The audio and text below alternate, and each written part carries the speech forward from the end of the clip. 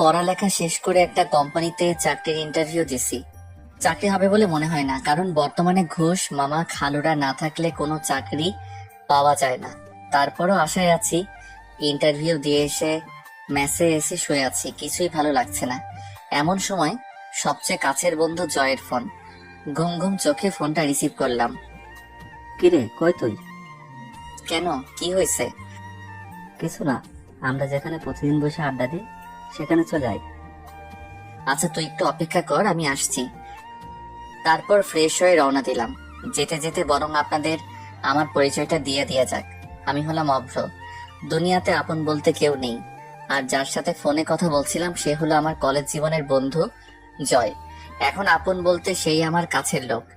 আপনাদের সাথে কথা বলতে বলতে আমার গন্তব্যে পৌঁছে গেলাম। কিরে, এত জরুরি তলব, কি হয়েছে? তেমন কিছু না। তা তো চাকরির ইন্টারভিউর কি খবর? চাকরিটা কি হবে? তুই তো জানিস বর্তমানে এত সহজে চাকরি পাওয়া যায় না। তারপরও তারা বলছে 2 দিন পর জানাবে। আরে তুই কোনো টেনশন করিস না, দেখিস চাকরিটা ঠিক হয়ে যাবে। হুম, তাই যেন হয়। তারপর জয়ের সাথে আড্ডা দিয়ে রাতে ম্যাচে ফিরলাম।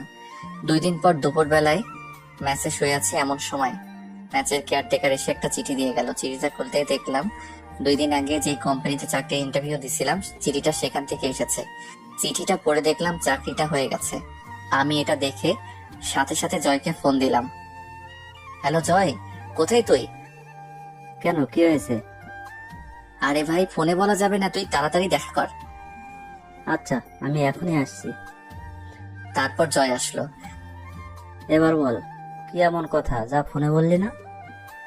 আরে দোস্ত, তুই তো জানিস যে 2 দিন আগে আমি একটা চাকরির ইন্টারভিউ দিছিলাম। হ্যাঁ, তো কি হয়েছে? আজ সেই কোম্পানি থেকে চিঠি আসছে। তা চিঠিতে কি লেখা আছে? দোস্ত, চাকরিটা হয়ে গেছে। বলিস কি রে, তাড়াতাড়ি ট্রিট দে। আরে বোকা, শুধু কি ট্রিট? চল, আজ আমার পক্ষ থেকে তোকে ডিনার করাবো। তারপর ডিনার শেষে তাড়াতাড়ি চলে আসি, কারণ কাল সকালে আবার জীবনের নতুন একটা ধাপ শুরু হতে চলছে। মানে আমার চাকরি জীবনের শুরু। সকালে ঘুম থেকে উঠে তাড়াতাড়ি অফিসের জন্য তৈরি হয়ে রওনা দিলাম, যাতে প্রথম দিন যে করে হোক দেরি না হয়। অফিসের লিফটে প্রবেশ করার সময় কিছু একটা সাথে ধাক্কা খেলাম, কিন্তু কিসের সাথে যে ধাক্কা খেলাম তা খেয়াল করি না। পরে এক টিমে বলে উঠলো, এই যে মিস্টার, চোখে দেখেন না? জি, আমি না হয় চোখে দেখি না, ঠিক আছে। তা আপনার চোখ কি বাসায় রেখে আসছেন? কি বললেন আপনি? কেন, চোখের সাথে সাথে কি কানেও সমস্যা নাকি যে শুনতে পাননি? আপনার সাহস তো কম না, যাতা বলে যাচ্ছেন। যাতা কোথায় বললাম? দূর, যত সব ফালতু।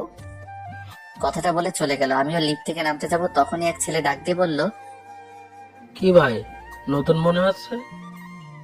হ্যাঁ। ভাইয়ের ভাগ্যটা মনে হয় ভালো না। কেন ভাই, এমন করে বলছেন কেন? আপনি যে মেয়েটার সাথে এতক্ষণ কথা কাটাকাটি করলেন, আপনি জানেন সে কে? কেন, কে সে? এই অফিসের বসের একমাত্র মেয়ে। বলেন কি?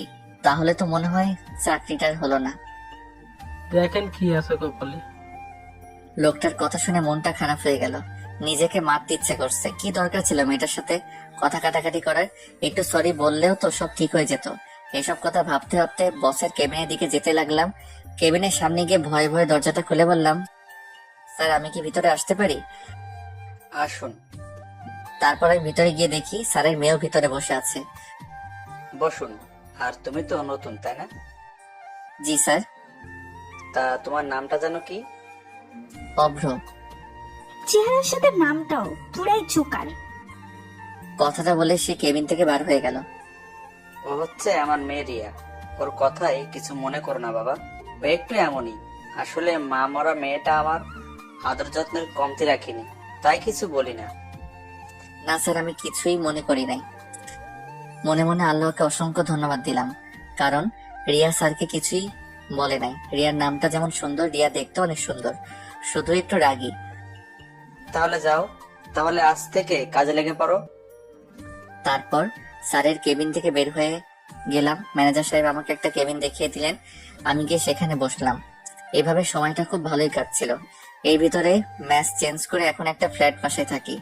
একদিন স্যার আমাকে তার কেবিনে ডাকলেন। আমি কেবিনের দিকে যাচ্ছি আর ভাবছি হঠাৎ স্যার কি মনে করে ডাকলেন। এইসব কথাগুলো ভাবতে ভাবতে স্যারের কেবিনের সামনে চলে এসেছি।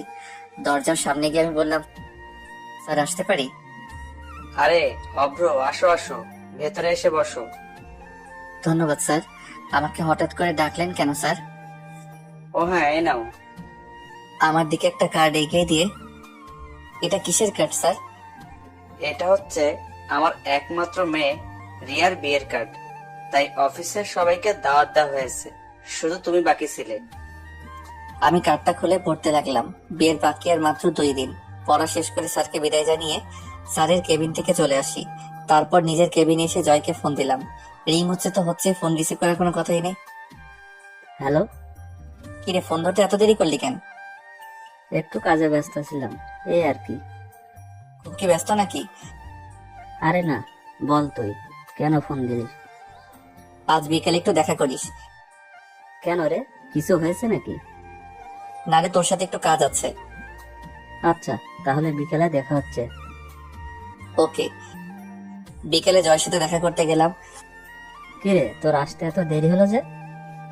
আর বলিস না, রাস্তায় যে জ্যাম, তারপর আমার অফিস থেকে বের হতে একটু দেরি হয়ে গেছে। ও আচ্ছা, তাহলে বল তোর খবর কি?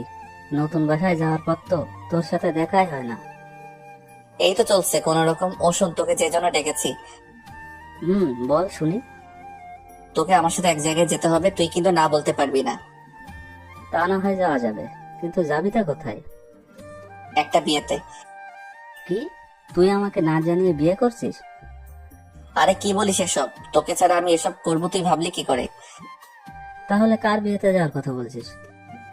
আরে স্যারের মেয়ের বিয়ে, তাই স্যার অফিসের সবাইকে দাওয়াত করছে। তা বিয়েটা কবে শুনি? এই তো 2 দিন পর। বুঝলাম। তা বিয়েতে কি উপহার দিবি, কিছু কি ভাবছিস? আরে সেই জন্যই তো তোকে আজ ডাকছি, না হলে তোকে বিয়ের দিন বলতাম। আচ্ছা, আমি ভেবে দেখি কি দেয়া যায়, আর তুইও ভাব কেমন। আচ্ছা, আজ তাহলে যাওয়া যাক। দেখতে দেখতে বিয়ের দিন চলে এলো। আমি আর জয় যথারীতিভাবে একটা ছোট উপহার নিয়ে বিয়ে বাড়িতে উপস্থিত হলাম। বাড়িটা অনেক সুন্দর করে সাজানো হয়েছে, কিন্তু আমরা যখন বাড়ির ভিতরে প্রবেশ করলাম তখন অনেকটা অবাক হলাম। আরে ভাই, অবাক না হয় কি কোনো উপায় আছে? একে তো বিয়ে বাড়ি, তারপরও চারপাশ কেমন নীরব হয়ে আছে। কিরে শালা, ভুল করে কোন বাড়িতে এসে পড়লাম নাকি? আমারও তো তাই মনে হচ্ছে। দাঁড়া, ঠিকানাটা আরেকবার ভালো করে দেখে নি। তাই দেখ তাড়াতাড়ি। না রে ভাই, ঠিকানা তো ঠিকই আছে। তাহলে মানুষজন সব কোথায়? চল একটু ভেতরে গিয়ে দেখি। তারপর আমরা দুইজনে আরেকটু ভেতরে যেতে কিছু মানুষ দেখতে পেলাম। সবাই যেন নীরব হয়ে আছে, কারো মুখে কোনো কথা নাই। আমি আমার একজন কলিগকে জিজ্ঞাসা করলাম, কি হয়েছে ভাই, সবাই আমার নীরব কেন? কি আর হবে, স্যারের মেয়ে যার সাথে বিয়ে হওয়ার কথা ছিল তারা নাকি এখন আর আসবে না। আসবে না মানে? তারা এমনটা কি করে করতে পারে?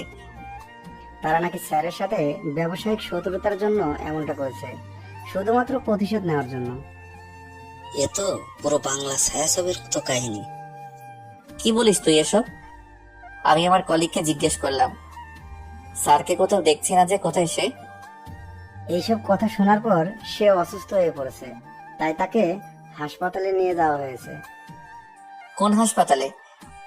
তারপর তার কাছ থেকে হাসপাতালের ঠিকানাটা নিয়ে হাসপাতালে গেলাম। সেখানে পৌঁছে দেখি রিয়া ম্যাডাম বাইরে বসে কান্না করছে। বধূর সাথে তাকে দেখতে একদম লাল পরীর মতো লাগছিল। আমি তার কাছে গিয়ে জিজ্ঞেস করলাম, স্যার এখন কেমন আছে? একটা রুমের ভেতর থেকে একজন ডাক্তার বাইরে এসে বলে, আপনাদের মধ্যে অব্রকে? জি আমি। কেন, কি হয়েছে? আপনাকে উনি ডাকছে। স্যারকে উদ্দেশ্য করে কথাটা বললেন। আমি আর কিছু না ভেবে আমি আর জয় দুইজনে একসাথে স্যারকে যেখানে রাখা হয়েছে সেখানে গেলাম। স্যার আমাকে দেখে বললেন, বাবা অভ্র, তোমার সাথে আমার কিছু কথা ছিল। হ্যাঁ স্যার বলুন। অভ্র, এতক্ষণে তো সব ঘটনাই শুনতে পারছো, তা বাবা তুমি আমার একটা কথা রাখবে? স্যার কি কথা, আপনি আমায় বলুন, আমি অবশ্যই আপনার কথা রাখার চেষ্টা করব। আসলে তোমাকে যে কথাটা কিভাবে বলি ঠিক বুঝে উঠতে পারছি না। কথাটা তুমি কিভাবে নিবে তা আমি জানি না, তবে স্যার আপনি বলুন।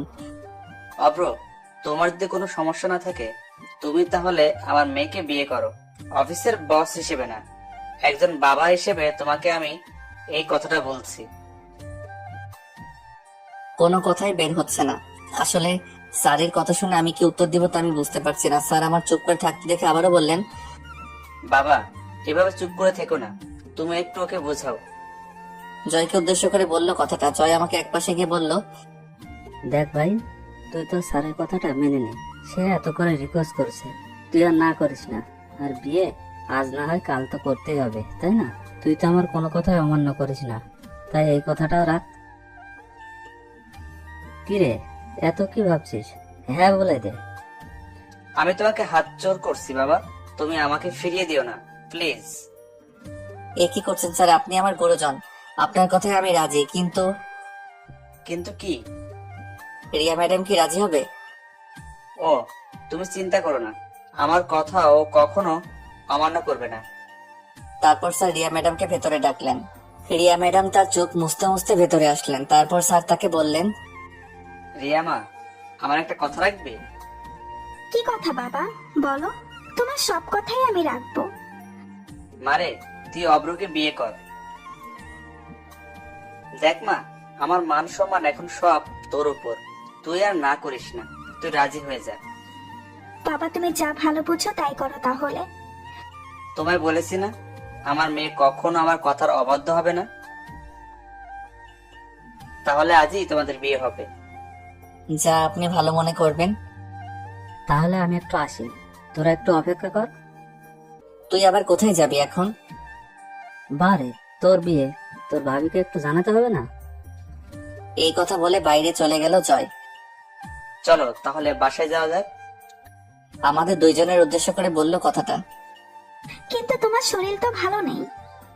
না রে মা, তোর বিয়ে হলে আমার শরীর এমনিতে ঠিক হয়ে যাবে। তারপর স্যার আর আমরা সবাই মিলে স্যারের বাসায় গেলাম। আরে বুঝতে পারছেন না কেন যাচ্ছি? আরে ভাই, আজ যে আমার বিয়ে। অবশেষে আমাদের বিয়েটা খুব ভালোভাবে হয়ে গেল। এখন আমি বাসর ঘরে বাইরে জয়ের সাথে দাঁড়িয়ে আছি। জয় আমাকে জোর করে বাসর ঘরে ঢুকিয়ে দিল। আমি ঘরে প্রবেশ করে দেখি রিয়া ম্যাডাম বিছানায় বসে আছে। আমি আস্তে করে দরজাটা লাগিয়ে ঘুরে দেখি রিয়া ম্যাডাম আমার সামনে দাঁড়িয়ে আছে। আমি তাকে আমার সামনে দেখে কিছুটা ঘাবড়ে যাই। আমি ভাবছিলাম সে হয়তোবা আমাকে সালাম করার জন্য খাট থেকে নেমে আসছে, কিন্তু আমার ধারণাকে ভুল প্রমাণ করে সে আমাকে যা বলল তা শোনার জন্য আমি মোটেও প্রস্তুত ছিলাম না। এই যে, আপনি আমাকে বিয়ে করলেন কেন? চুপ করে আছি, কি বলবো ঠিক বুঝে উঠতে পারছি না। কি হলো, চুপ করে আছেন কেন? না মানে আপনার বাবা বলেছে তাই। বাবা বললো আর আপনি রাজি হয়ে গেলেন? কেন, আপনি কি এই বিয়েতে খুশি নন?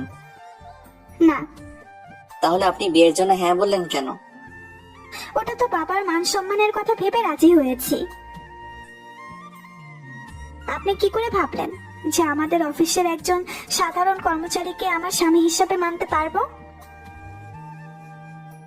মাথা নিচু করে রিয়া ম্যাডামের কথাগুলো শুনছি।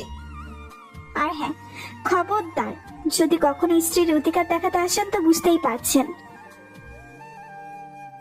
কি হলো, কিছু বলছেন না কেন? আচ্ছা, আপনি যেমনটা ভালো বুঝবেন। এখন ঘুমাতে চান? আচ্ছা, এই বলে খাটের দিকে যাচ্ছি, আবারও রিয়া ডাক দিলেন। এই যে, ওদিকে কোথায় যাচ্ছেন? কেন, আপনি না বললেন ঘুমাতে যেতে? আপনাকে কি খাটে গিয়ে ঘুমাতে বলছি? যত সব। তাহলে আমি কোথায় শুবো? আমি কি জানি, যেখানে খুশি সেখানে শোবেন, কিন্তু খাটে না। তারপর আমি কি আর করব, বালিশ নিয়ে বাইরে যাচ্ছি। রিয়া পেছন থেকে আবার ডাক দিলেন। এ কি, বাইরে কোথায় যাচ্ছেন? কেন, অন্য রুমে যাচ্ছি। না, অন্য রুমে যাওয়ার দরকার নেই। আপনি এই ঘরে সোফায় শুয়ে পড়েন। কি? এত অবাক হওয়ার কিছু নেই। এখন যদি বাইরে যান, এটা যদি অন্য কেউ দেখে তাহলে আমাকে খারাপ ভাববে। উফ, মেয়ের মাথায় বুদ্ধি আছে বলতে হবে।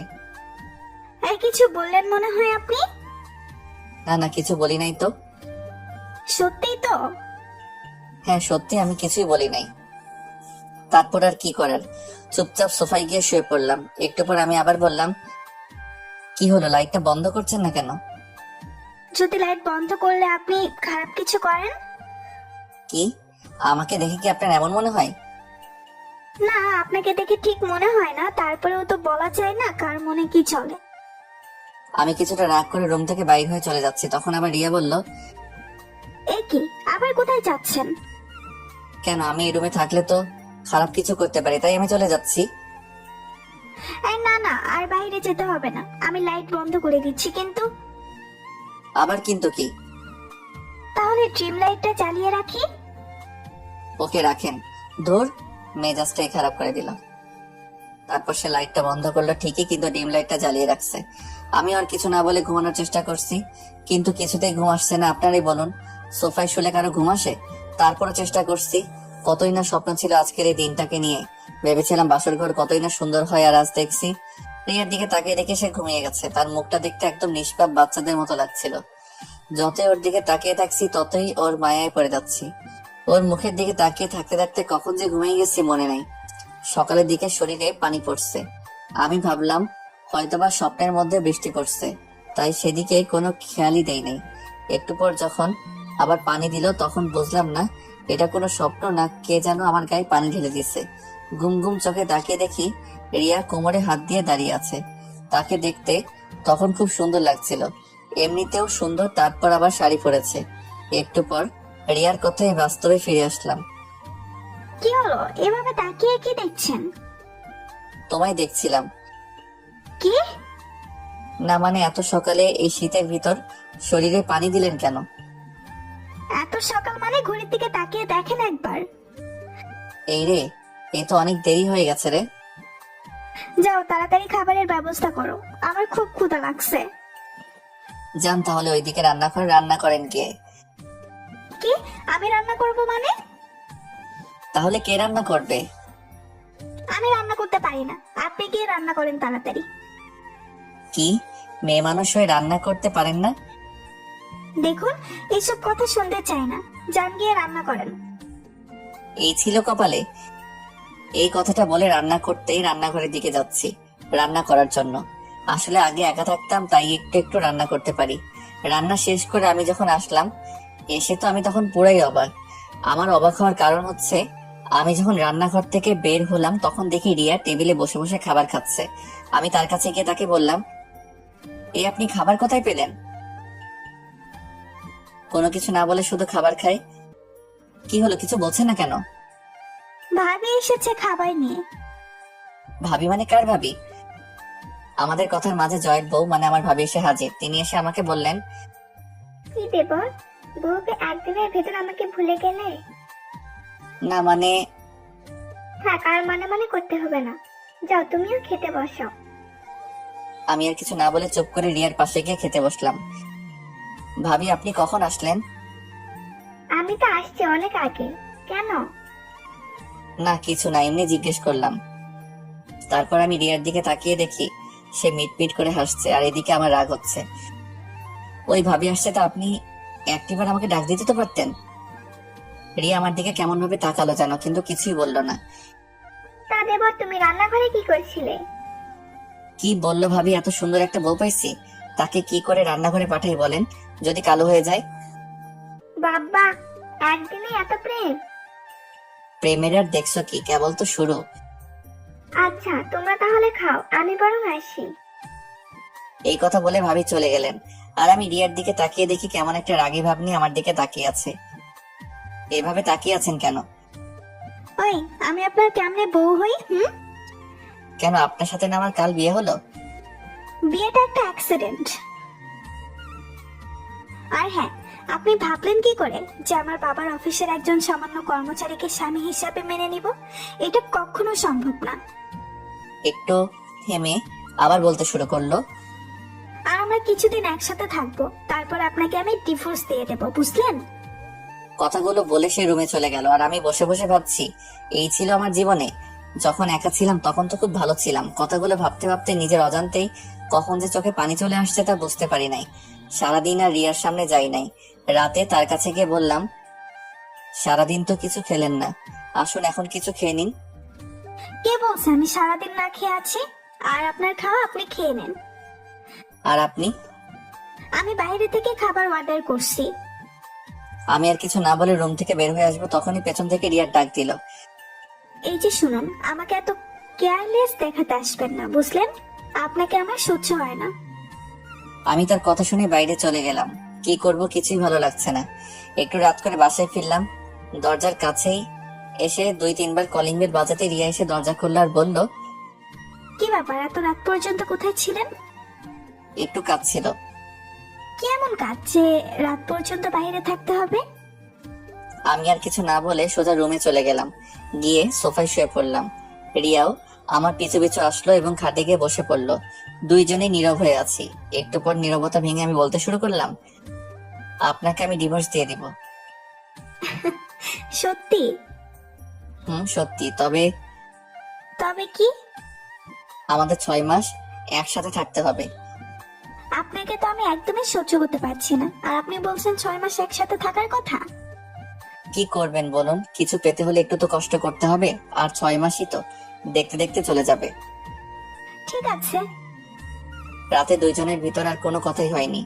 সকালে ঘুম থেকে উঠে দেখি রিয়া এখনো ঘুমিয়ে আছে, তাই তাকে আর জাগালাম না। সত্যি ঘুমন্ত অবস্থায় রিয়াকে একদম নিষ্পাপ শিশুর মতো মনে হচ্ছে। আমি হালকা পাতলা নাস্তা তৈরি করে রিয়ার জন্য রেখে অফিসের জন্য বেরিয়ে পড়লাম। অফিসে যেতেই স্যারের সাথে দেখা। আরে অব্র বাবা যে, তুমি অফিসে আসতে গেলে কেন? আর কয়দিন পরে আসতে পারতে। না স্যার, আসলে কিছু পুরন কাজ আছে, ওগুলো করতে হবে। ও আচ্ছা, তারপরও? না স্যার, আমার কোনো সমস্যা নাই। আচ্ছা, তাহলে একটু পর আমার কেবিনে এসে দেখা করো, কেমন? ঠিক আছে স্যার। তারপর আমি আমার কেবিনে এসে বসে বসে কাজ করছি। তখন স্যারের ফোন। আমি ফোন রিসিভ করতেই, অব্র, এখন আমার কেবিনে এসে দেখা করো। এই কথাটা বলেই ফোনটা কেটে দিল। তারপর আমি স্যারের কেবিনে গেলাম। তখন স্যার আমাকে বসতে দিয়ে বলতে শুরু করলেন, অব্র, তুমি তো জানো যে রিয়া আমার একমাত্র সন্তান। ও ছাড়া আমার আর কেউ নেই। আপনার কথা আমি ঠিক বুঝতে পারছি না। এই যে আমার এই যে সম্পত্তি দেখছো, সবই তো এখন তোমাদের। তাই বলছিলাম কি, তুমি যদি এখন আমার কোম্পানির দায়িত্বটা নিতে। সরি স্যার, আমাকে মাফ করবেন। আমি আপনার এই কথাটি রাখতে পারবো না। কিন্তু কেন বাবা? আমি আপনার মেয়ের স্বামী বলে আপনি আমাকে আপনার কোম্পানির দায়িত্ব দিতে চাচ্ছেন, কিন্তু আমি এটা চাই না। আমি বিয়ের আগে যেমন আপনার অফিসের কর্মচারী ছিলাম, আমি চাই এখনো কর্মচারী হিসেবে থাকতে। কি বলবো বাবা তোমায়, তোমার প্রতি আমি এমনিতেই কৃতজ্ঞ। তারপর আজ তোমার কথা শুনে গর্বে আমার বুকটা ভরে গেছে বাবা। কথাগুলো কেঁদে কেঁদে বললেন। এ কি স্যার, আপনি কাঁদছেন কেন? আমার মেয়ের অনেক সৌভাগ্য যে তোমার মতো একজনকে জীবন সঙ্গী হিসেবে পেয়েছে। স্যারের মুখে এই কথা শোনার পর আমার মুখ দিয়ে আর একটা কথা বের হচ্ছে না, শুধু দু চোখ দিয়ে পানি পড়ছে। তারপর স্যারের কাছ থেকে বিদায় নিয়ে নিজের কেবিনে এসে বসে আছি, কিন্তু কাজে মন দিতেই পারছি না। তারপর অফিস ছুটি হলে বাসায় আসলাম। বাসায় এসে কলিং বেল বাজানোর কিছুক্ষণ পর এসে রিয়া দরজা খুলে দিয়ে চলে গেল। আমি ভেতরে প্রবেশ করার পর খাবার টেবিলের দিকে চোখ যেতেই মনটা খারাপ হয়ে গেল, কারণ আমি সকালে যে খাবার রিয়ার জন্য রেখে গেছিলাম সে খাবার এখনো সেখানে আছে। তার মানে রিয়া আমার বানানো খাবার খায়নি। এটা দেখে আমার মন আরো খারাপ হয়ে গেল। এর ভিতর জয়ের ফোন। আমি ফোন রিসিভ করতেই, হ্যালো। কিরে বন্ধু, বিয়ে করে আমাদের একদম ভুলে গেলি নাকি? কি যে বলিস তুই, তোকে কি কখনো ভুলতে পারি? বুঝলি তো, নতুন বউ নিয়ে খুব সুখে আছো মনে হচ্ছে। সুখে আছি না ছাই, তোকে যদি বলতে পারতাম কেমন সুখে আছি তাহলে তুই বুঝতে পারতি। কিরে চুপ করে আছিস কেন? কই চুপ করে থাকলাম? আচ্ছা, যদি ফ্রি থাকিস তাহলে দেখা করি। হ্যাঁ রে, ফ্রি আছি। তাহলে চলে আয় সেই জায়গায়। আচ্ছা তুই অপেক্ষা কর। তারপর আমি বাসা থেকে বের হতে যাব, তখনই রিয়া আমাকে পেছন থেকে ডাক দিল। কোথায় যাও? কেন, কি হয়েছে? না কিছু হয়নি, কিন্তু তুমি রাত করে বাড়ি আসবে, এটা আমার ঘুমের অসুবিধা হয়। আপনাকে জেগে থাকতে হবে না, আপনি বরং ঘুমিয়ে থাকবেন। তাহলে দরজা খুলবে কে? আমার কাছে দরজার আলাদা চাবি আছে, আপনি দরজায় তালা দিয়ে শুয়ে থাকবেন, সমস্যা নাই। ঠিক আছে। জানি না তোমাকে কিভাবে এতদিন সহ্য করব। এই কথাটা বলে রিয়া চলে গেল, আর আমিও বাসা থেকে বের হয়ে জয়ের কাছে গেলাম। কিরে আসতে তো দেরি করলি কেন? এই তো জ্যাম ছিল। ও আচ্ছা, তাহলে বল কেমন উপভোগ করছিস বিবাহিত জীবন? আরে বিবাহিত জীবনে শুরু করলাম কোথায়, মাত্র তো 2 দিন হলো। তোর ভাগ্যটা অনেক ভালো, এত বড় লোকের মেয়ে তোর ঘরের বউ। বন্ধু, তার বলতে হবে না। মনের ভিতর কষ্ট রেখে মুখে একটা হাসি দিয়ে কথাটা বললাম। শোন, তোকে যে জন্য ডাকা হয়েছে, বল তাহলে। মানে আমাদের ভার্সিটির কিছু বন্ধু বান্ধব তোর বউকে দেখতে চাইছে। আমি বলেছি তোর কাছে শুনে তাদের জানাবো। জয়ের কথাটা শুনে চিন্তায় পড়ে গেলাম, কি করে রিয়াকে এই কথাটা বলি। সে তো কিছুতেই রাজি হতে চাইবে না, আর জয়কে বা না করি কিভাবে। কি হলো, চুপ করে আছিস কেন? কোনো সমস্যা? না, কোনো সমস্যা নাই। আমি বরং বাসায় গিয়ে তোকে ফোন করে জানাবো এই বিষয়ে। আচ্ছা ঠিক আছে। জয় আর আমি আরো কিছু কথা বলে যে যার বাসায় চলে আসলাম। বাসায় এসে দরজা খুলে ভেতরে প্রবেশ করলাম। রুমে গিয়ে দেখি রিয়া ঘুমিয়ে আছে। ঘুমিয়ে থাকা অবস্থায় তাকে দেখতে অনেক সুন্দর লাগছে। রাতে আর তাকে ঘুম থেকে ডাকলাম না, আমি সোফায় গিয়ে শুয়ে পড়লাম। সকালে ঘুম থেকে উঠে যথারীতি ভাবে আমি রিয়ার জন্য নাস্তা বানিয়ে টেবিলে রেখে অফিসের উদ্দেশ্যে ঘর থেকে বের হয়ে আসি। রিয়া তখনও ঘুমিয়ে আছে। অফিসে এসে কাজ করছি আর মনের ভিতর শুধু একটা কথাই ঘুরপাক খাচ্ছে, কি করে রিয়াকে বলি যে আমার সকল বন্ধুরা তাকে দেখতে চাইছে। ও তো আমাকে সহ্য করতে পারে না, আর আমার সাথে কথা বলার সময় এমনিতেই রেগে কথা বলে। অফিস ছুটির পর বাসায় এসে সোফায় বসে বসে ভাবছি, রিয়াকে কি এখন কথাটা বলবো? ধর, যা আছে কপালে বলে দেই। আপনার সাথে একটা কথা ছিল। রিয়া টিভি দেখছিল, আমার কথা শুনে আমার দিকে মুখ ঘুরিয়ে বলল, আপনাকে তো আমার ভালোই লাগে না, আর কথা আর কি শুনবো। তারপরেও বলুন, কি বলতে চান? না মানে আমার কিছু বন্ধুরা আপনাকে দেখতে চেয়েছে। কেন আমাকে দেখতে চেয়েছেন কেন?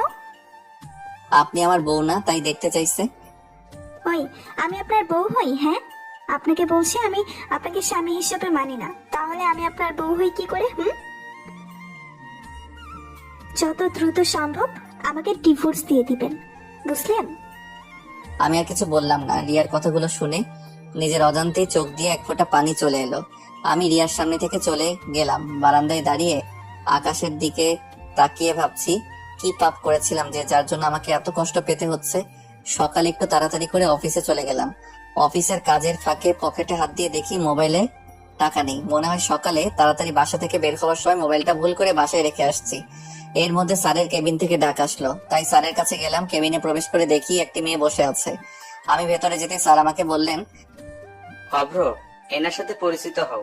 ইনি হলেন তোমার নতুন অ্যাসিস্ট্যান্ট মেঘা। মেঘা আমার দিকে হাসি মুখে হাতটা বাড়িয়ে দিয়ে বললেন, হ্যালো স্যার। হ্যালো। অভ্র, তুমি তাহলে মেঘাকে তার কাজ বুঝিয়ে দাও, কেমন? ঠিক আছে স্যার। তাহলে মিস মেঘা, তুমি অভ্রের সাথে যাও, সে তোমাকে তোমার কাজ বুঝিয়ে দেবে। Okay sir. তারপর আমি স্যারের কাছ থেকে বিদায় নিয়ে আমার কেবিনে চলে আসলাম, আর আমার পেছনে পেছনে মেঘাও আসলো। তারপর মেঘা আমাকে বলল, স্যার বলুন আমাকে কি করতে হবে? আপনার প্রথম কাজ হলো আমাকে স্যার বলা বাদ দিতে হবে। তাহলে আপনাকে কি বলে ডাকবো? আপনি আমাকে প্রয়োজন হলে নাম ধরে ডাকবেন, তবু স্যার বলবে না, আমার ভালো লাগে না। ডাকতে পারি, কিন্তু একটা শর্তে। কি শর্ত? আপনিও আমাকে আমার নাম ধরে ডাকবেন, আর আমাকে আপনি করে বলতে পারবেন না। আচ্ছা ঠিক আছে, এখন কাজের কথায় আসা যাক। ঠিক আছে। ওই যে কেবিনটা দেখছেন, ওটা এখন থেকে আপনার কেবিন। বাহ, ভালো তো, আপনার পাশে থাকা যাবে। কি বললেন? না কিছু না। তাহলে এখন আপনি আপনার কাজে যান। আবার আপনি করে বলছেন? আচ্ছা সরি, কেমন? যাও, তুমি তোমার কাজে যাও। এবার হয়েছে? হ্যাঁ। তারপর আমি আমার কাজ করতে লাগলাম। অফিস ছুটে হলে আমি রিক্সার জন্য বাইরে দাঁড়িয়ে আছি। তখনই মেঘা এসে বলল, কি ব্যাপার, তুমি এখনো এখানে দাঁড়িয়ে কেন? রিক্সার জন্য দাঁড়িয়ে আছি। ও আচ্ছা, তা তোমার বাসা কোথায়? কেন? না মানে যদি কিছু মনে না করো, আমি তোমাকে তোমার বাসায় পৌঁছে দিতে পারি। আরে তুমি যাও, আমি ঠিকই রিক্সা পেয়ে যাব। আরে আসো তো। অনেকটা জোর করে আমাকে তার সাথে রিক্সায় তুলে নিল।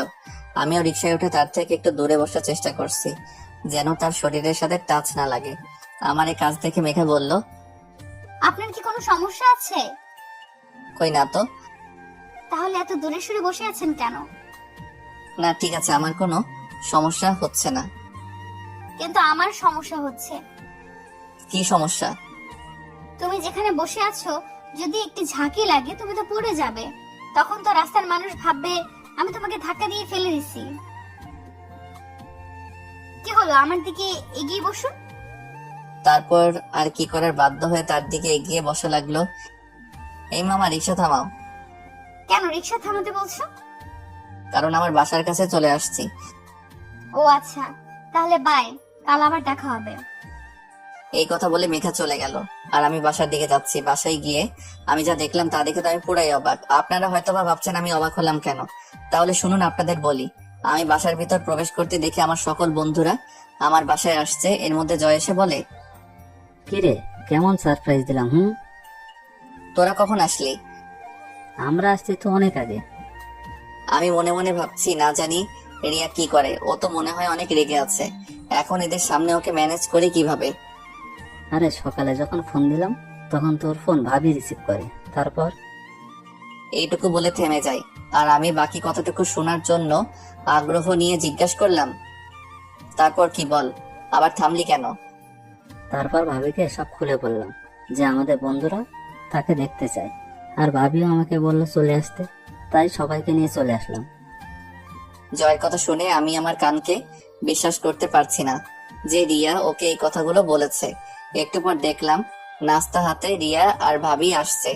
রিয়াকে দেখে তো আমি অবাক, কারণ রিয়া আজ শাড়ি পরেছে, এতে তাকে আরো সুন্দর দেখা যাচ্ছে। আমি রিয়ার দিকে তাকিয়ে আছি, এমন সময় রিয়ার চোখে চোখ পড়তে সে আমার দিকে রাগী ভাবে তাকালো। আর আমি তখন মাথা নিচু করে নিলাম। বন্ধুরা সবাই চলে যাওয়ার পর আমি রিয়ার কাছে গিয়ে যে ওকে বললাম, রিয়া তোমাকে অসংখ্য ধন্যবাদ। হয়েছে, আর ধন্যবাদ দিতে হবে না, আমি সব বুঝতে পারছি। এগুলো সব আপনারই প্ল্যান। আমার প্ল্যান মানে? কি মনে করো তুমি আমি কিছু বুঝি না? বারে, আমি আবার কি করলাম বলবে তো? তুমি তো আজ ইচ্ছে করে মোবাইলটা বাসায় রেখে গেছো যাতে তোমার বন্ধু আমাকে ফোন দিয়ে এসব বলে, আর আমি রাজি হয়ে যাই। আর তুমি ভালো করেই জানতে আমি তোমাকে না বলতে পারবো না। বিশ্বাস করো, এসব কিছুই আমি জানি না। আর আমি সত্যি বলছি, মোবাইলটা আমি ভুল করে রেখে গেছিলাম। হয়েছে, আমার সামনে আর ভালো সাজা লাগবে না, যত সব। কথাটা বলে রুমে চলে গেল। এইভাবেই দিনকাল চলছিল আমাদের। এতদিন হয়ে গেছে কিন্তু এখনো আমার প্রতি তার কোনো ভালোবাসা বা ভালো ব্যবহারও করি নাই। কিন্তু আমি আস্তে আস্তে রিয়াকে ভালোবেসে ফেলছি। একদিন শুক্রবারে অফিস বন্ধ, তাই সকালে শুয়ে আছি। একটু পর বুঝতে পারলাম কে যেন আমাকে ডাকছে। আমি চোখ খুলে দেখি রিয়া আমাকে ডাকছে। আমি এটা দেখে আবার চোখ বন্ধ করে নিলাম। আমার কাছে মনে হচ্ছে আমি স্বপ্ন দেখছি, কারণ রিয়া আমার সাথে ঠিক মতো কথাই বলে না। আজ এত ভালোবেসে ডাকছে। এসব কথা চোখ বন্ধ করে ভাবছি, কিন্তু একটু পর আমার শরীরে পানি ঢেলে দিল আর আমি সাথে সাথে লাফ দিয়ে উঠলাম। আমার এইভাবে লাফ দিয়ে ওঠা দেখে রিয়া হেসে দিল। আমি অপলক দৃষ্টিতে তার হাসি মাখা মুখটার দিকে তাকিয়ে আছি। এই যে মিস্টার, শুক্রবার বলে ঘুমিয়ে থাকলে চলবে? যাও এখনই ফ্রেশ হয়ে এসো, আমি নাস্তা তৈরি করছি। ওর কথাগুলো যেন আমার বিশ্বাসই হচ্ছে না। কি হলো, এভাবে তাকিয়ে কি দেখছো? মনে হয় আমাকে আজই প্রথম দেখছো। উফ, যাও তো, খুব ক্ষুধা লাগছে, তাড়াতাড়ি ফ্রেশ হয়ে আসো। আমার দিকে তোয়ালেটা দিয়ে কথাটা বলে সে রান্নাঘরে চলে গেল। আমি ভাবছি আজ রিয়ার আবার কি হলো, নাকি আমি কোনো স্বপ্ন দেখছি? না, এটা তো কোনো স্বপ্ন না। যা ঘটছে সবই তো আমার সাথে ঘটছে। আমার তো বিশ্বাসই হচ্ছে না। তারপর আমি ফ্রেশ হয়ে বাইরে আসতে দেখি রিয়ার বাবা, মানে আমার স্যার, সোফায় বসে আছে। এবার আমি সবকিছু বুঝতে পারছি, কেন রিয়া আমার সাথে আজ কেন এত ভালো ব্যবহার করছে। তারপর সবাই বসে একসাথে নাস্তা করছি। এমন সময় স্যার বললেন, তা বাবা অভ্র, তুমি সোফায় কেন শুয়েছিলে? কি বলবো স্যার, আপনি যদি সত্যিটা শোনেন তাহলে বুঝতেন আমি কেন সোফায় শুয়েছিলাম। কি হলো বাবা, চুপ করে আছো কেন? আমার চুপ করে থাকতে দেখে রিয়া বলল, বাবা, ও কি বলবে? আমি বলছি কেন ও সোফায় শুয়েছিল। না জানি এখন আবার কোন সত্যটা বলবে কে জানে। বাবা জানো, তোমার জামাই খুব খারাপ। কেন রে, ও আবার কি করলো? কি করেনি তাই বলো? আমি কাল রাতে বললাম আমাকে যেন আজ ঘুরতে নিয়ে যায়, কিন্তু ও কিছুতেই রাজি হলো না। তার এক কথা আমাকে ঘুরতে নিয়ে যেতে পারবে না, তাই আমি তাকে শাস্তি হিসাবে সোফায় শুতে দিছি। হাই হাই, মাইয়া কয় কি, তো দেখি মিথ্যা বলায় পটু। আমি অবাক দৃষ্টিতে রিয়ার দিকে তাকিয়ে আছি। না অভ্র, তুমি কিন্তু কাজটা একদম ঠিক করনি। না স্যার, আসলে না, আমি আর কিছুই শুনতে চাই না। আমি চাই তোমার দুজনে আজ কোথাও থেকে ঘুরে আসো। ঠিক আছে। কি, এখনো রাজি হলে কেন? আমার দিকে তাকিয়ে একটা মুচকি হাসি দিয়ে কথাটা বলল। তাহলে তোমরা বরং আমার গাড়িটা নিয়ে যাও, কেমন?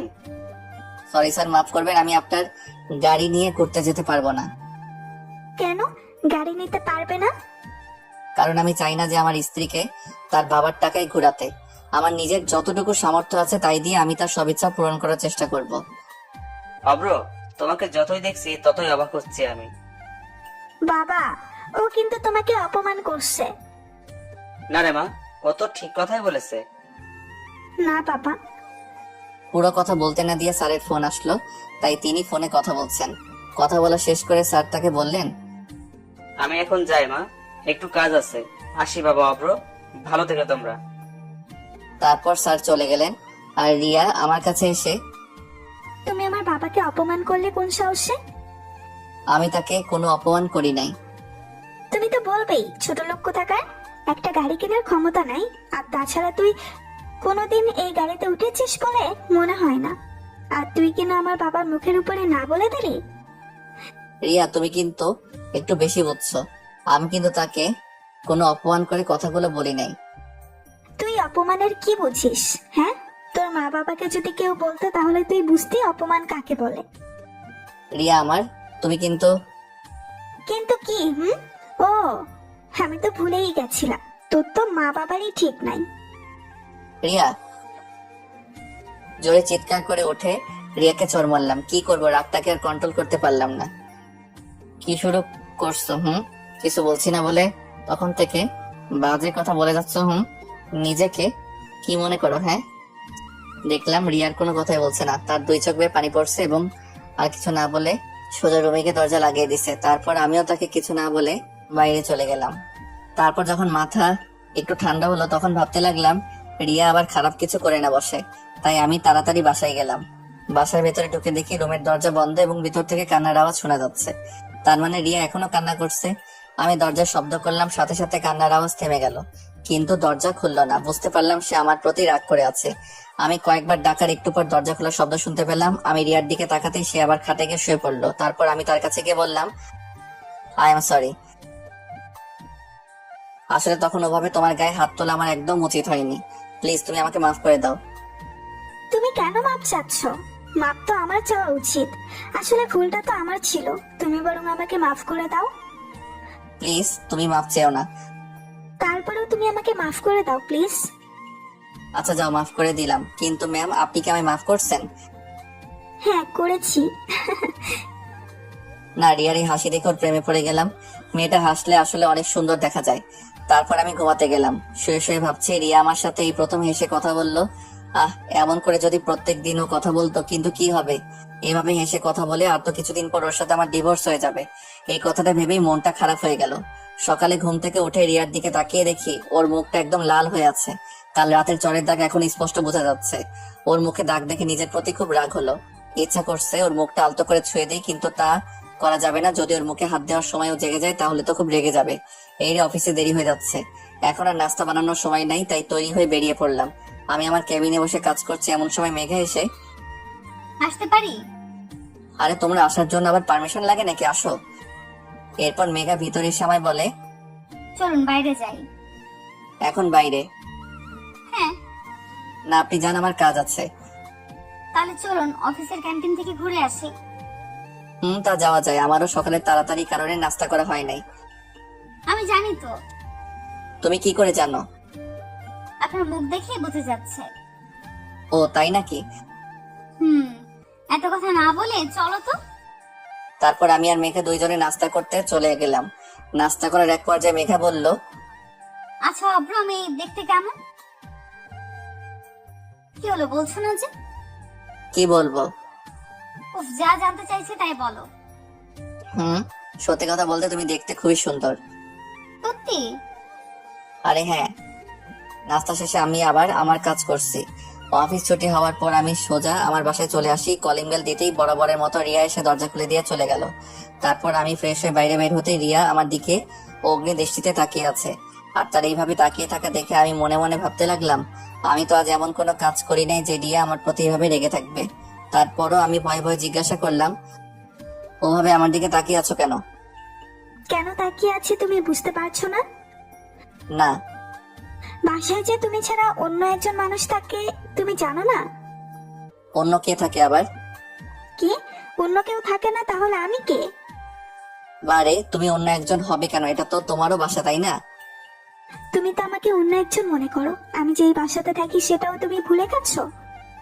কি বলছো এসব তুমি? ঠিকই তো বলছি। তাহলে তুমি আমার জন্য সকালে নাস্তা দিয়ে যাওনি কেন? তুমি জানো না আমি রান্না করতে পারি না? তুমি তো বাইরে থেকে খাবার নিয়ে আসো, তাই আমি। তাহলে এর আগে যে নাস্তা বানিয়ে রেখে যেতে, সেগুলো কার জন্য রেখে যেতে? চুপ করে দাঁড়িয়ে না থেকে খাবারের ব্যবস্থা করো। সকাল থেকে কিছুই খাই নাই, আমার খুব ক্ষুধা লাগছে। কি বলো তুমি এসব? সকাল থেকে কেন না খেয়ে আছো? তোমার প্রতি রাগ করে, তাই ভাবলাম যতক্ষণ না তুমি রান্না না করছো ততক্ষণ পর্যন্ত আমি কিচ্ছু খাবো না। আমার প্রতি কেন রাগ করে না খেয়ে থাকবে? না, তোমাকে বুঝতে হবে না। কেন কেন? যাও, তোমাকে আমার জন্য রান্না করতে হবে না, খাবো না আমি। এই কথা বলে আবার রাগ করে রুমে চলে গেল। হঠাৎ রিয়ার কি হলো যে আমার সাথে এত ভালো ব্যবহার করছে? মনে হয় ও ভেবেছে আর তো মাত্র কটা দিন আছে আমার সাথে থাকবে, তাই হয়তো আমার প্রতি দয়া দেখাচ্ছে। না, এসব আমি কি ভাবছি আবোল তাবোল। যাই এখন রান্নাঘরে গিয়ে রিয়ার ফেভারিট কিছু রান্না করে নিয়ে আসি। এই যে আমি তো রিয়ার কি কি পছন্দ তাই জানি না, এখন কি করি? অনেক ভাবার পর একটা বুদ্ধি মাথায় এলো। দেখি কাজে লাগিয়ে দিলাম ফোন স্যারকে, মানে রিয়ার বাবাকে। আরে অভ্র বাবা যে, কেমন আছো? জি স্যার, ভালো আছে। আপনি কেমন আছেন? আমিও ভালো আছি। আর শোনো, কথায় কথায় এত সার সার করো কেন? আমি তোমার অফিসের বস, কিন্তু এখন তো তুমি অফিসে নাই যে স্যার স্যার বলবে। তাই এখন থেকে বাবা বলে রাখবে, কেমন? Okay sir. আবার স্যার? সরি বাবা। এখন ঠিক আছে। তা জামাই, কি করতে রাতে ফোন দিলে? না মানে আপনার মেয়ে কি কি খেতে ভালোবাসে তা যদি একটু বলতেন। কেন, তুমি আবার আমার মেয়ের জন্য রান্না করবে নাকি? এই তো, এই আর কি। আচ্ছা বলছি, শোনো। তারপর স্যারের কাছ থেকে রিয়ার প্রিয় খাবারের নাম জেনে সেটা রান্না করতে লাগলাম। জানি না কতটুকু ভালো হবে। রান্না শেষ করে টেবিলে সবকিছু সাজিয়ে রেখে রিয়াকে ডাকতে গেলাম। রিয়া, রান্না শেষ করে তাড়াতাড়ি খেতে আসো। আমি খাবো না। প্লিজ রাগ করো না, এসো খাবার খেয়ে নাও। বললাম না আমি খাবো না। আর তুমি এখান থেকে যাও তো, বিরক্ত করো না। আচ্ছা ঠিক আছে, তোমাকে আর বিরক্ত করব না। এই কথা বলে যে অন্যদিকে করবো তখনই দরজা খুলে রিয়া চলে আসলো। তারপর আমার সাথে কোনো কথা না বলে সোজা খাবার টেবিলে গিয়ে বসে পড়লো। আর আমি তাকে খাবার বেড়ে দিয়ে বললাম, এই নাও তোমার প্রিয় খাবার। ওয়াও, এটা যে আমার প্রিয় তুমি জানলে কি করে? সেটা জেনে কি করবে, তুমি বরং খেয়ে দেখো কেমন হয়েছে। তারপর রিয়া খাবার মুখে দিয়ে আমার দিকে রাগী ভাবে তাকালো। এটা দেখে আমি বুঝতে পারলাম খাবার বেশি ভালো হয়নি। এই খাবার তুমি বানিয়েছো? হ্যাঁ। সত্যি বলছো তো? আমি জানি বেশি ভালো হয় নাই। এই কথাটা বলে মাথা নিচু করে আছি, তখনই রিয়া জোরে জোরে হাসি দিয়ে বলে, আরে বোকা, কে বলছে খারাপ হয়েছে? খাবারটা অনেক অনেক ভালো হয়েছে, মনে হচ্ছে পুরো রেস্টুরেন্ট থেকে আনা। সত্যি বলছো? একদম সত্যি বলছি, তুমি নিজেই খেয়ে দেখো। না, তুমি খাও তারপর আমি খাবো। না, তা হবে না, আমরা একসাথে খাবো। তারপর আর কি করার, একসাথে খাওয়া শেষ করে ঘুমাতে গেলাম। ঘুম থেকে উঠে রিয়ার দিকে তাকিয়ে আসছি, কেন জানি না ওর দিকে তাকিয়ে থাকতে আমার খুব ভালো লাগছে। তারপর অফিসে চলে আসলাম। আজ একটু কাজ কম, তাই বিকালে ছুটি দিয়ে দিল। অফিস থেকে বের হতে মেঘা এসে বলে, আজ তো তাড়াতাড়ি ছুটি হয়ে গেল, চলুন কোথাও বসে চা বা কফি খাওয়া যাক। এই বিকালে মন্দ হয় না। তারপর আমি আর মেঘা একটা কফি শপে আসলাম। কফি শপের ভিতরে গিয়ে বসতে দেখি আমার সামনে টেবিলে রিয়া আর কিছু মেয়ে, মনে হয় রিয়ার বন্ধু হবে। তারপর মেঘা বলল, তোমার জন্য কি অর্ডার করব? যেটা তোমার ভালো লাগে সেটাই অর্ডার করো। আমি আর চোখে রিয়ার দিকে তাকিয়ে দেখি রিয়া বারবার আমার দিকে তাকাচ্ছে এবং আমার সাথে মেয়েটাকে তাকে দেখার চেষ্টা করছে, কিন্তু পারছে না, কারণ মেঘা মুখোমুখি হয়ে বসেছিল। কফি চলে এলো, আমি আর মেঘা কফি খাচ্ছি আর গল্প করছি। আমি এমন ভাবে আছি যে আমি রিয়াকে দেখি নাই। আমি একবার রিয়ার চোখের দিকে তাকিয়ে দেখি সে পুরো রেগে গজগজ করছে। আমাদের কফি খাওয়া শেষ হলে আমরা চলে যাওয়ার জন্য বাইরে এলাম। আমি বুঝতে পারছি আমার পেছন পেছন রিয়াও আসছে। আমি সেটা দেখে মেঘাকে বললাম, মেঘা চলো ওদিকটাই যাই, ওখানে একটা সুন্দর পার্ক আছে। চলো তাহলে। তারপর দুইজনে একটা রিক্সায় চড়ে রিয়ার সামনে দিয়ে চলে গেলাম। ঘোরা শেষ হলে রাতে বাসায় ফিরলাম। বাসায় এসে দেখি দরজাটা আগে থেকেই খোলা, তাই আমি ভেতরে প্রবেশ করে একটু পর রিয়া আমার কাছে এসে বলে, কোথায় ছিলে এত সময়? কোথায় থাকবো, আবার অফিস ছিলাম। তোমার অফিস তো অনেক আগেই ছুটি হয়ে গেছে, এত সময় কোথায় ছিলে? বন্ধুদের সাথে ছিলাম। ও আচ্ছা, তা মেয়েটা কে শুনি?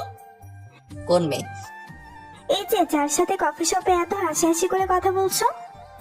তুমি জানলে কিভাবে যে আমি কার সাথে বসেছিলাম? তা আমি দেখেছি তোমাদের দুজনকে। তাই নাকি? এখন বলো মেয়েটা কে?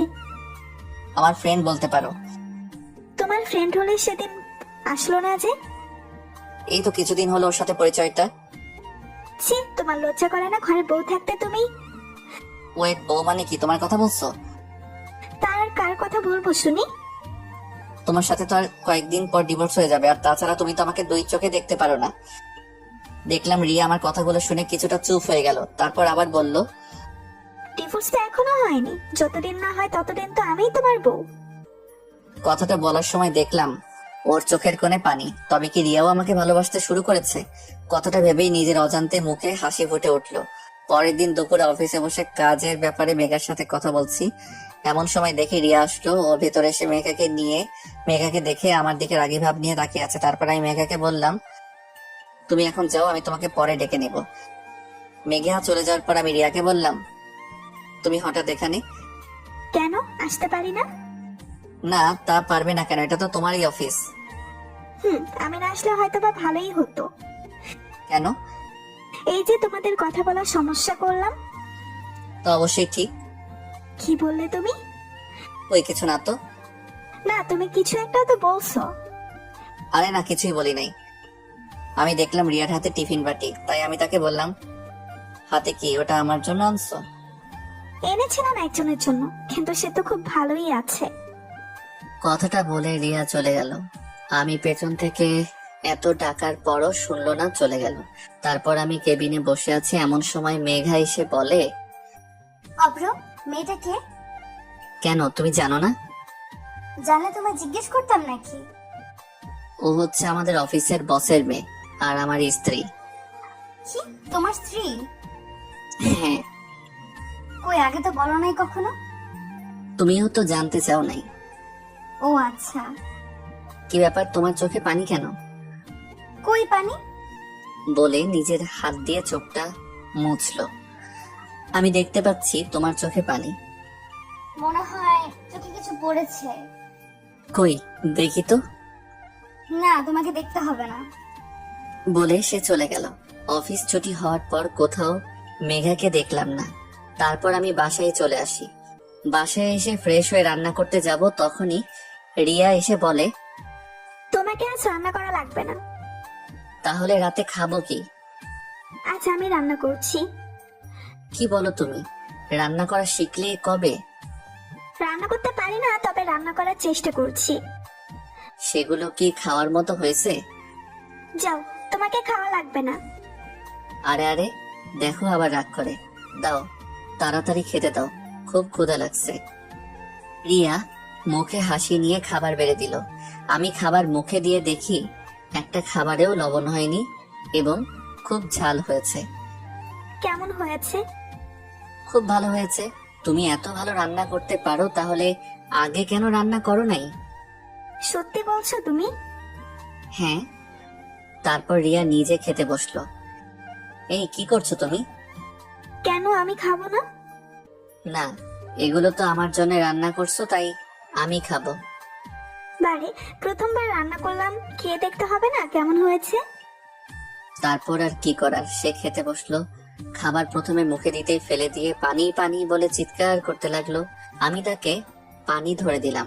তারপর সে পানি খেয়ে আমাকে বলল, এত বাজে হয়েছে, তুমি খাচ্ছ কি করে? ছি ছি। তুমি এত ভালোবেসে আমার জন্য প্রথমবার রান্না করছো, এটাই অনেক। রিয়া শুধু আমার মুখের দিকে তাকিয়ে বলল, না, তোমাকে এটা খেতে হবে না, আমি বাইরে থেকে খাবার অর্ডার করছি। না, অর্ডার করলে তোমার জন্য করো, আমি তো আজ এগুলোই খাবো। খাওয়া শেষ করে ঘুমাতে গেলাম। ঘুম থেকে উঠে ফ্রেশ হয়ে বাইরে আসার সাথে সাথে রিয়া আমার দিকে একটা কাগজে মোড়ানো খাম দিয়ে বলে, এটা নাও। কি এটা? আমি কি জানি, এটা একজন লোক এসে দিয়ে গেল, বললো তোমায় দিতে। আমি রিয়ার হাত থেকে খামটা নিয়ে পড়তে লাগলাম। পড়া শেষ হতেই রিয়া আমাকে বলল, কি এটা? এতে কি আছে? ওই যে তুমি যা চেয়েছিলে তাই। মানে কি? এটা ডিভোর্স পেপার, উকিল সাহেব পাঠিয়েছে। এখন এটাতে দুইজনে সাইন করে দিলে তুমি মুক্ত হয়ে যাবে।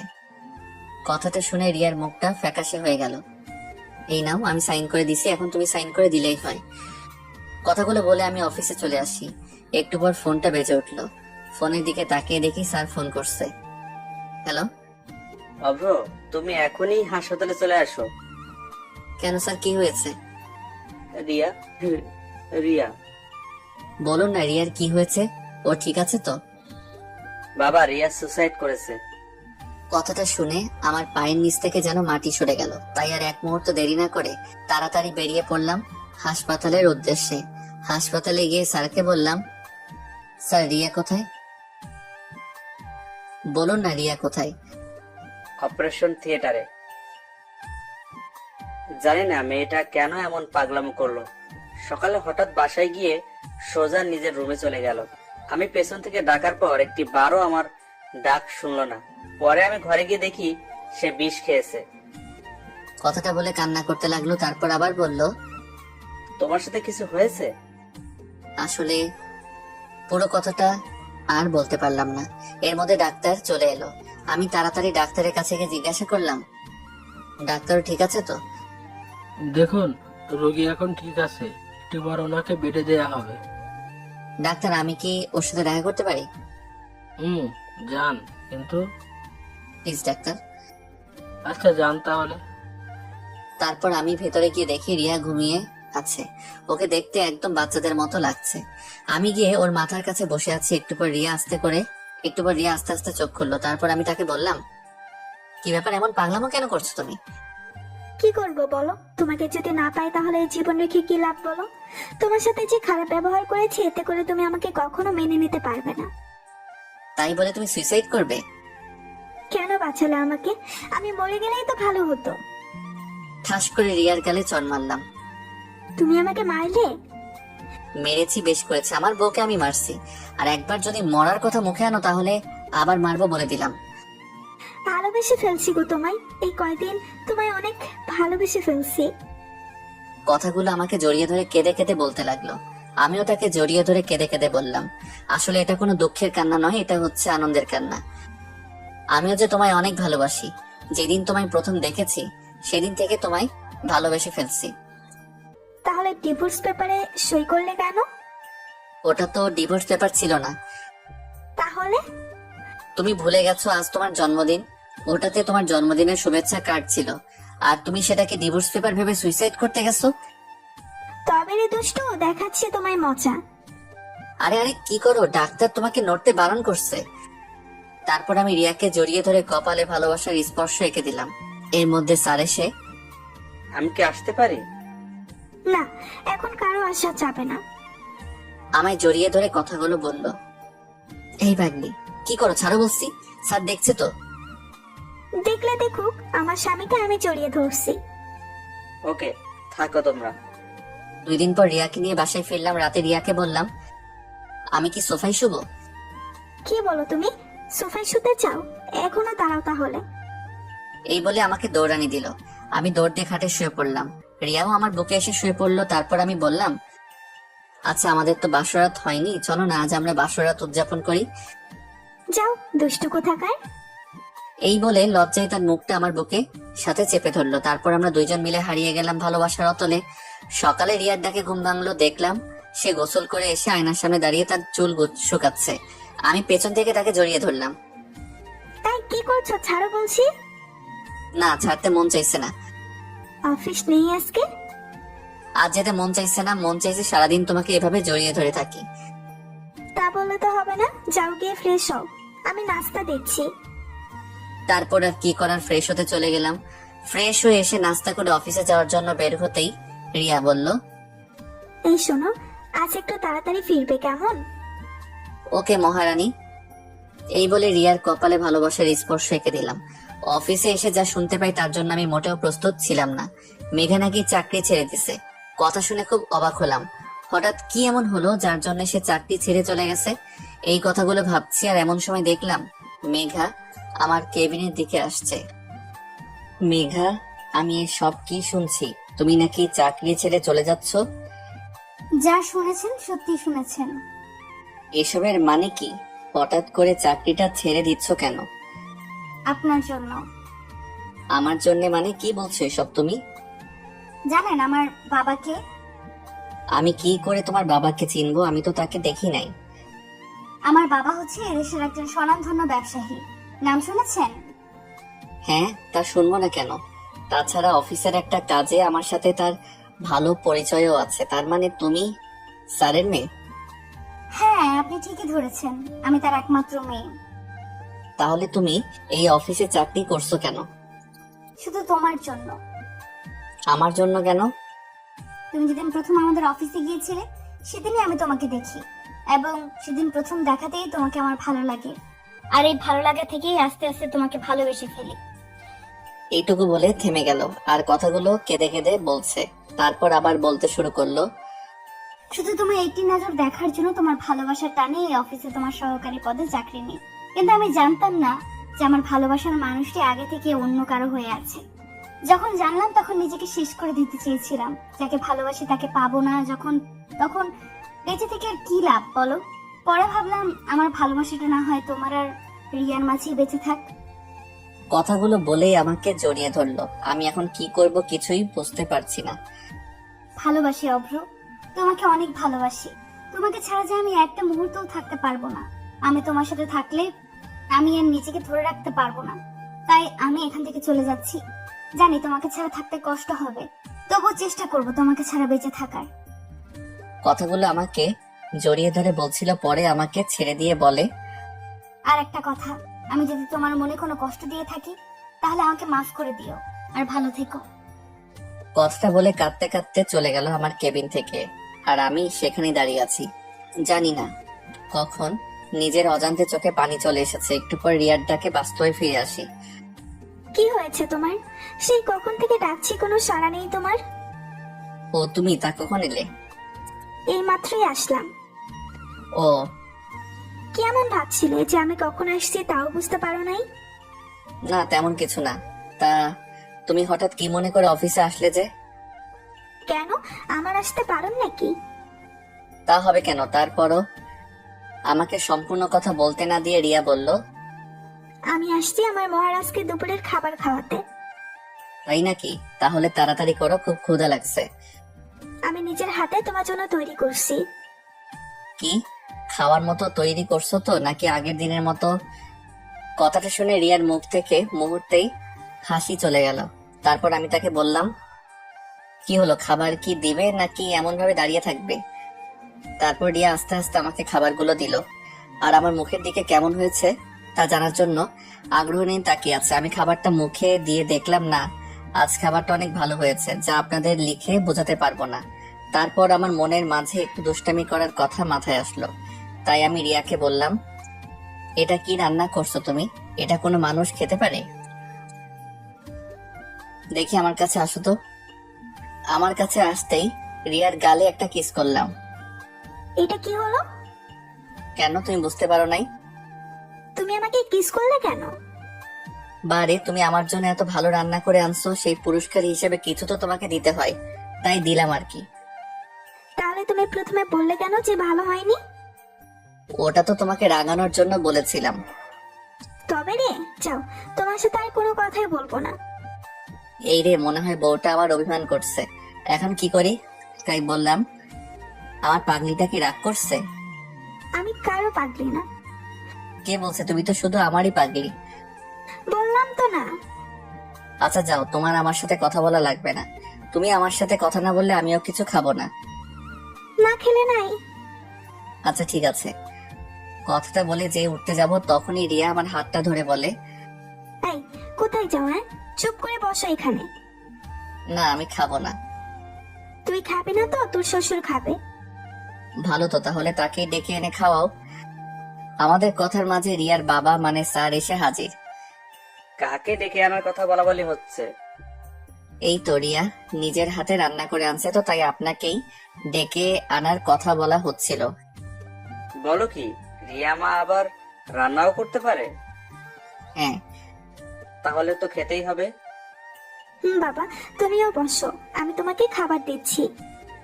তারপর আমরা সকলে একসাথে দুপুরের খাবার খেলাম। খাওয়া শেষ করে স্যার চলে গেলেন, আর আমি রিয়াকে বললাম, রিয়া, আমার না এখন মিষ্টি খেতে মন চাইছে। এখন মিষ্টি কোথায় পাবো? তুমি চাইলে মিষ্টি খাওয়াতে পারবে। ইশারা করে কথাটা বললাম। এই, একদম না। আমি আস্তে আস্তে রিয়ার কাছে যাচ্ছি, আর সে একটু একটু করে পেঁচাচ্ছে। দেখো, একদম কাছে আসার চেষ্টা করবে না। তারপর রিয়া দেওয়ালের সাথে আটকে গেল। আমি কাছে যেয়ে ওর হাত দুটো চেপে ধরলাম। রিয়ার মুখের দিকে তাকিয়ে দেখি সে দু চোখ বন্ধ করে আছে এবং তার ঠোঁট দুটো কাঁপছে। এরপর আমাদের চার ঠোঁট একসাথে মিশে একাকার হয়ে গেল। আচ্ছা চলো, এখন আমাকে নিয়ে তুমি ঘুরতে যাবে। না, এখন পারবো না, অনেক কাজ বাকি আছে। কি বললে তুমি? তুমি এখন বাসায় যাও, আমরা না হয় অন্য কোনো দিন ঘুরতে যাব, কেমন? না, আজই ঘুরতে যাবে, আর এখনই যাব। দেখো, পাগলামি করে না, এখন ছুটি চাইলে বস ছুটি দিবে না। বাহ, ভালো কথা মনে করিয়ে দিলা তো। অফিসের বসকে তুমি কি তা ভুলে যাচ্ছ?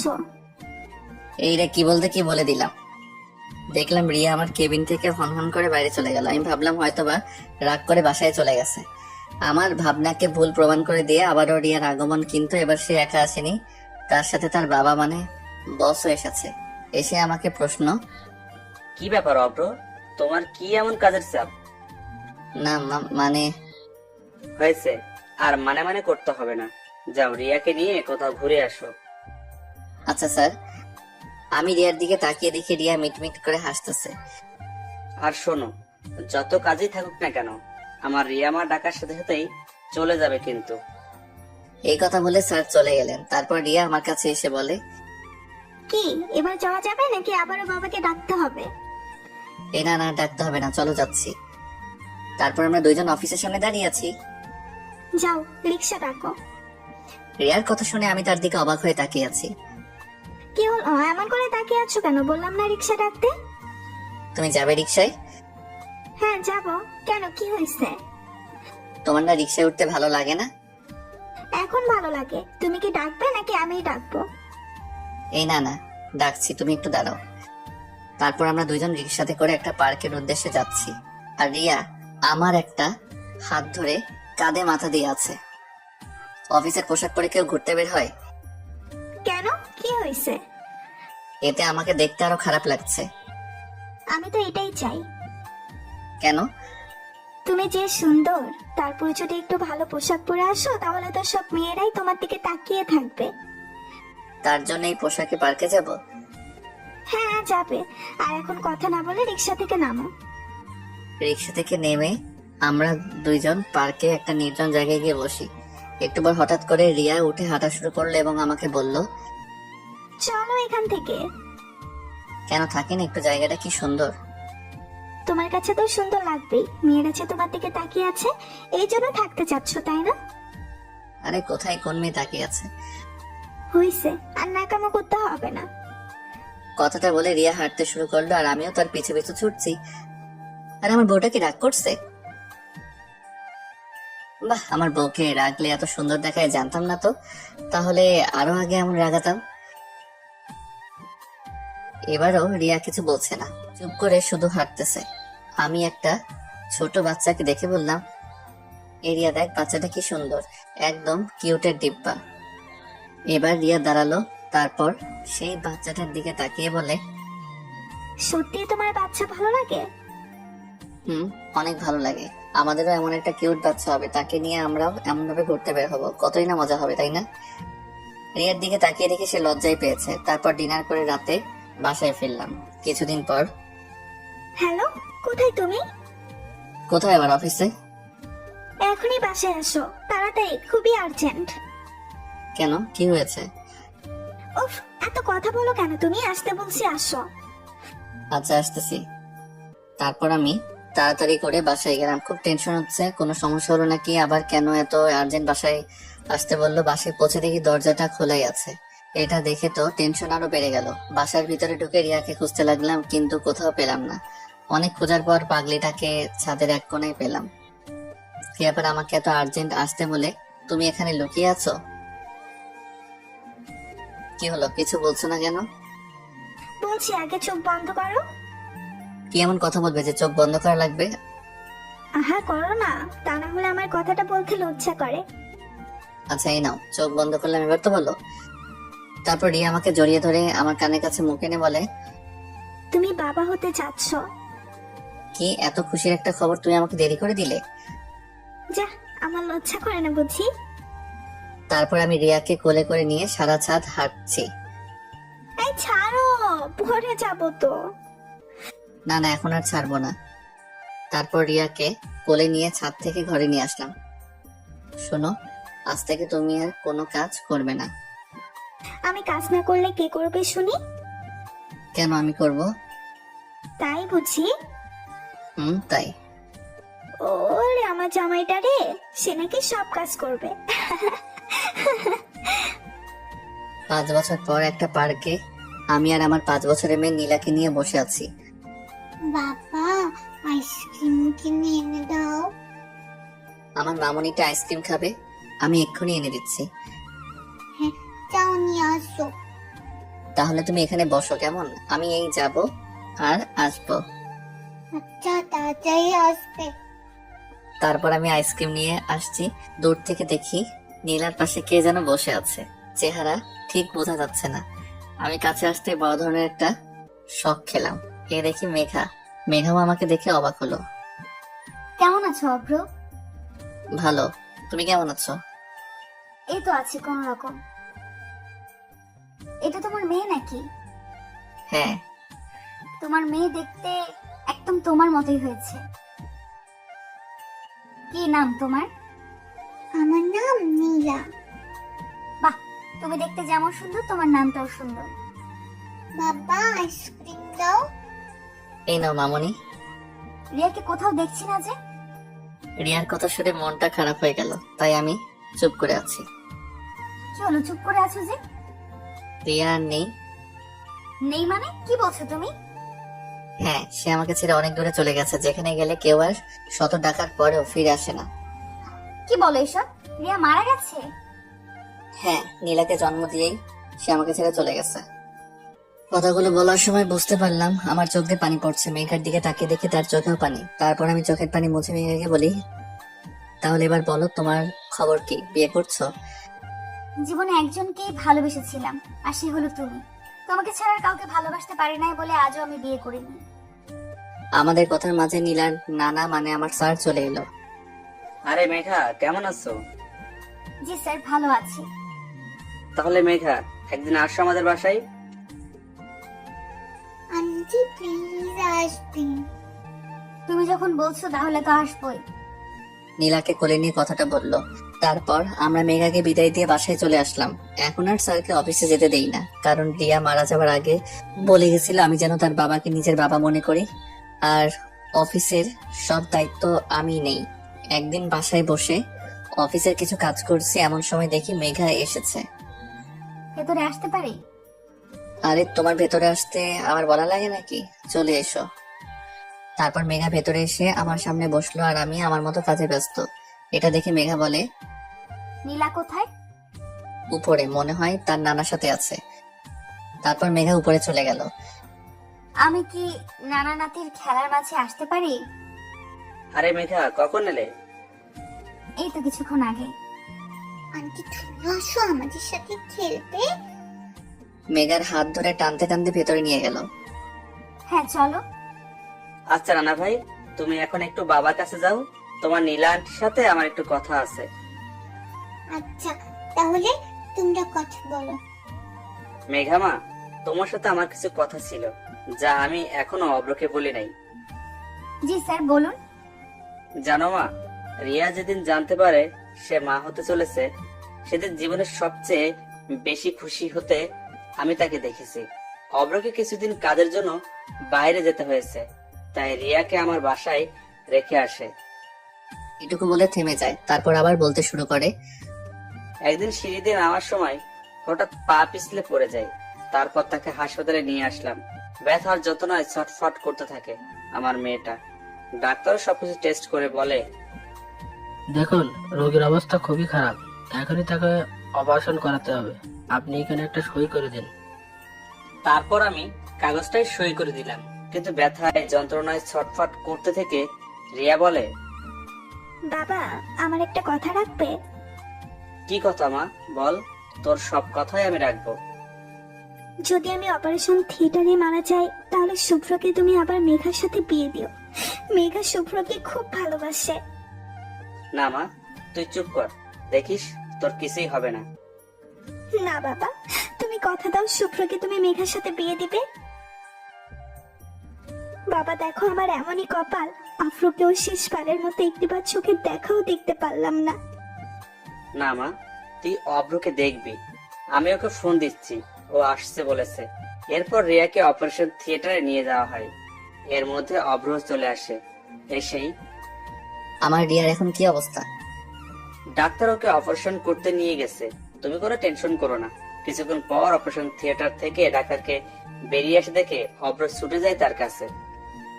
ডাক্তার, আমার রিয়া কেমন আছে? ও ভালো আছে তো? আপনার মেয়ে সন্তান হয়েছে, কিন্তু আমরা অনেক চেষ্টা করেছি, তারপরেও আপনার স্ত্রীকে বাঁচাতে পারিনি। ডাক্তারের মুখে এই কথা শুনে অভ্র নিচে বসে পড়ে, আর আমার যে পুরো পৃথিবীটা উল্টে যায়। আমি অভ্রকে ধরে নিয়ে রিয়ার লাশের পাশে নিয়ে গেলাম। আমার থেকে বেশি কেঁদেছিল ও। তারপর রিয়ার দাফনের কাজ সম্পূর্ণ করা হলো। কি বলবো মা, অভ্রকে আমি ওদিন সবচেয়ে বেশি দুর্বল হতে দেখেছি। আমার থেকে বেশি দুর্বল হয়ে পড়েছিল সে। এখন তুমি বলো মা, তুমি কি আমার রিয়ার শেষ ইচ্ছাটা পূরণ করবে? হ্যাঁ, আমি করব। আমার যে ওর ইচ্ছা পূরণ করতেই হবে। এভাবে মেঘা প্রতিদিন অভ্রের বাসায় আসে, আর এই কয়েকদিনে নীলার সাথে তার খুব ভালো সম্পর্ক হয়ে যায়। আচ্ছা নীলা, আমি যদি তোমার মা হই তাহলে কেমন হয়? সত্যি তুমি আমার মা হবে? কি মজা, কি মজা। তাহলে তোমাকে আমি মামুনি বলে ডাকবো। হ্যাঁ, ডাকো মামুনি। এই কথা বলে মেঘাকে জড়িয়ে ধরে। মেঘাও তেমনি নীলাকে জড়িয়ে ধরে। নীলা? ও ঘুমিয়ে গেছে। ও কিছু না খেয়ে ঘুমিয়ে গেল? না, আমি ওকে খাইয়ে দিয়ে ঘুম পাড়িয়ে দিয়েছি। কি বলো, নীলা খেলো? ও তো আমাকে ছাড়া খায় না। যাই হোক, চলো তোমার বাসায় দিয়ে আসি। তারপর মেঘাকে তার বাসায় দিয়ে আসলাম। কিছুদিন হলো মেঘা আর আমাদের বাসায় আসছে না। এর ভিতর নীলার কান্নার আওয়াজ শুনতে পেলাম। কি ব্যাপার, আমার পরীটা কান্না করছে কেন? দেখো না বাবা, মামুনি কয়েকদিন ধরে ফোন ধরছে না। কে তোমার মামনি? আমি আমার মেঘা মামুনির কথা বলছি। সে তোর মামনি হয় না। চলো নাস্তা করবে। সকালে কিছু খাওনি তোমরা? না, সে আমার মামুনি হয়। আর তুমি আমার মামুনিকে আমার কাছে এনে দাও, তাহলে আমি কিচ্ছু খাবো না। এই কথা বলে কান্না করতে করতে রুমে চলে গেল। আমি পড়ে গেলাম মহা বিপদে। এখন আমি কি করব কিছু বুঝতে পারছি না। এসব ভাবতে ভাবতে অফিসে চলে গেলাম। রাতে বাসায় এসে শুনি নীলা এখনো কিছু খায় নাই।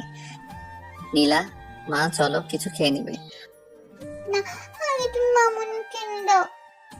বলছি না তুমি চলো খেতে, একদম বাচ্চাদের মতো করবে না। না না, আমি কিচ্ছু খাবো না। নীলাকে একটা চড় মারলাম। এ কি করলে অভ্র? মা মরা মেয়েটার গায়ে তুমি হাত তুললে? না, এ আমি কি করলাম? রাগের মাথায় আমি নীলাকে মারলাম। নীলা কান্না করতেছে। কি ভুল বলছে ও? জন্ম থেকে কোনোদিন মায়ের আদর পায়নি সে, আর মেঘা তাকে মায়ের আদর দিয়েছে, আর তুমি কি না? সি সি। এই কথা বলে নীলাকে নিয়ে ঘরে চলে গেল। আর আমি এখন কি করব? আমার কি করা উচিত? না, নীলার জন্য হলো মেঘাকে আনতে হবে। তারপর আমি মেঘার বাসায় গেলাম। কলিং বেল বাজতে মেঘা এসে দরজা খুললো। আরে তুমি এখানে এত রাতে আমার বাসায়? তুমি এই কয়দিন আমার বাসায় যাওনি কেন? বাবা আমার বিয়ে ঠিক করেছে, তাই আর বাসা থেকে বের হই না। মিথ্যে কথা বলছে, কারণ নীলা তাকে আগেই সব বলে দিয়েছে। অপরের যাওয়ার কথা, এটা তাদের দুজনের প্ল্যান করা। তোমার বিয়ে, আর তুমি বিয়েতে রাজি হয়ে গেলে? আর কতদিন এভাবে থাকা যায় বলো? ও আচ্ছা। বলে চলে আসতে গিয়ে আবার মেঘাকে বললাম, তোমার সাথে আমার কিছু কথা আছে। বলো। তুমি না এই বিয়েটা করো না? কেন করব না? কখনো ভাবিনি এই কথাগুলো আবারও কাউকে বলতে হবে, তারপরও আজ বলতে হচ্ছে। নীলা চাই তার জন্য আমি মা নিয়ে আসি, কিন্তু সে মা হিসেবে তোমাকে চেয়েছে, তাই হবে কি তুমি আমার নীলার মা? হবে কি তুমি আমার বাকি জীবন পথ চলার সাথী? হবে কি তুমি আমার? পুরো কথা বলতে না দিয়ে মেঘা কান্না করতে করতে আমাকে জড়িয়ে ধরে। হ্যাঁ, আমি হতে চাই তোমাদের দুজনের সুখ দুঃখের সাথে। তারপর পেছন থেকে জোরে হাততালির আওয়াজ শুনতে পাই। পেছন ফিরে দেখি নীলা আর স্যার মানে মেঘার বাবা দাঁড়িয়ে আছে। মেঘা লজ্জা পেয়ে আমাকে ছেড়ে দিল আর নীলা দৌড়ে আমাদের দিকে আসছে, এসে আমাদের দুজনকে জড়িয়ে ধরলো। তাহলে বিয়ের কাজটা আজকেই সেরে নেওয়া যাক। তারপর কাজী অফিসে গিয়ে আমার আর মেঘার বিয়ে হলো। বাসর ঘরে ঢুকে দেখি মেঘা ঘুমটা দিয়ে বসে আছে। আমি তার পাশে গিয়ে বসলাম। একটু পর দরজার শব্দ হলো, তাই আমি গিয়ে দরজাটা খুলে দিলাম। দরজা খুলতে নীলা দৌড় দিয়ে রুমে প্রবেশ করলো। এসেই মামুনি, আমিও তোমার সাথে ঘুমাবো। হ্যাঁ মা, তুমি আজ আমাদের সাথে ঘুমাবে। বাবা, তুমি এপাশে ঘুমাও আর মামুনি তুমি এপাশে ঘুমাও। আমি তোমাদের মাঝখানে ঘুমাবো। ওকে আমার প্রিন্সেস। তারপর আমার আর মেঘার মাঝে শুয়ে পড়ে নীলা। এইভাবে খুব ভালোভাবে চলছে আমাদের সংসার।